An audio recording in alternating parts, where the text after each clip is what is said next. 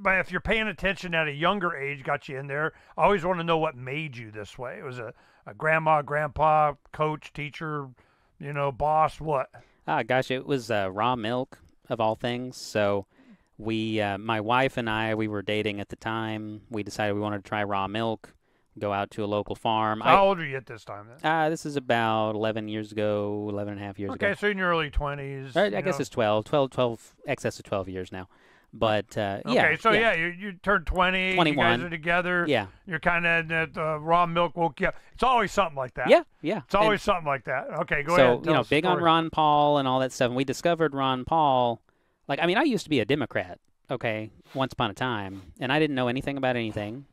And we started drinking raw milk. There's a local farm outside my hometown, which is Stephenville, Texas. And so we start going out there pretty regular, buying their cheeses that they make and all this, and then they decide they're going to have a family farm day. Okay, now what city did you live in? Stephenville, well, Texas. Okay, I mean, Fredville. I mean, how big is that? It's like 20,000 people, something like that. Located, what's the big city it's near? I mean, it's like southwest of Fort Worth. Okay, so it's Texas. Yeah. Okay, Texas, southwest of Fort. Okay, so you're in a kind of a ranching, farming, oiling. It's a college town. It's a college. Yeah, Tarleton State University. It's branch A&M, I think. So these are all important things, man. Yeah. Okay, so you're in kind of a collegey, liberal, town in Texas. Yeah. Where all the women wear cowboy boots, tight jeans, and have long hair. And then during this process, did you guys get married? We did. We got married down there in Stephenville. Okay, so you're married, you're young, in your young 20s, and we're honey, we're drinking raw milk. Yeah. Damn it. Yeah. And then how did the Ron Paul thing come into that, or did that come from the Ron Paul thing? It was definitely the raw milk first. Yeah. So it was they had a family farm day is what they called it, and so this is come out and we're going to have vendors and talks on GMO foods and all these different things. So we go to this because... Okay, how did you even know about it? Who did they market it to? Well, just people, regulars at the farm. 2008? Yeah. Okay, so 2008, and all of a sudden, look, here I saw on this empty milk carton that they're, they're looking for lost raw milk or something. I mean, how did you even know about it? My wife has been into more natural medicine and stuff so for years and years and anyway. years. Got Yeah. it. So she's like, I want to try raw milk. Boom. So that's how we get there. Got then we're regulars at the farm. Of course, in Texas, you have to go to the farm to get the raw milk. That's how it's set up there. And so they're like, hey, you should come to this event we're going to have. So we say, okay, we'll go. So the people that were supplying you invited you to the event. Yeah. Got it. And so we go there, and one of the tables from one of the vendors at the event is from the Farm to Consumer Legal Defense Fund. And he's saying, the FDA and all these other agencies that shouldn't have guns have guns. They'll show up and destroy all this food and make people kill their animals, all these crazy horror stories. And, of course, I didn't know any of that. Because I was, moronic, recently graduated from high school kid, right? And so I said, no, I didn't know that. And he starts kind of getting into it. I did not know that. Yeah.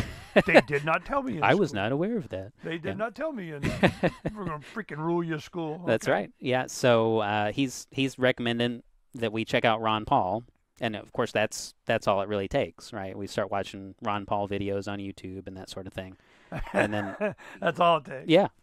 It's not so much. I mean, it's a lot of clips of Ron Paul, but it was a lot of people that were, just doing. Did you get involved in all the sign stuff or any of that stuff? We did. We did a sine wave up in Denton. We had moved to Denton, Texas, and so we were up there. We haven't talked. And I don't think who the audience knows. I'm the one that created the Ron Paul Lovolution logo. Oh, I didn't know that. That's okay. why. That's awesome. That's why it's the love awesome. bus. Yeah. See, Okay. you making the connection? Yeah. So this is kind of comes full circle. I meet a lot of guys like you, got inspired by this kind of stuff. So were you making signs and so on? Were you had at a meetup? You're Ron Paul all the way, or he just kind of showed you this one issue you were interested in? Yeah, we were very into it. I didn't end up being a Texas delegate for Ron. But I drove a delegate to Florida for the convention that year.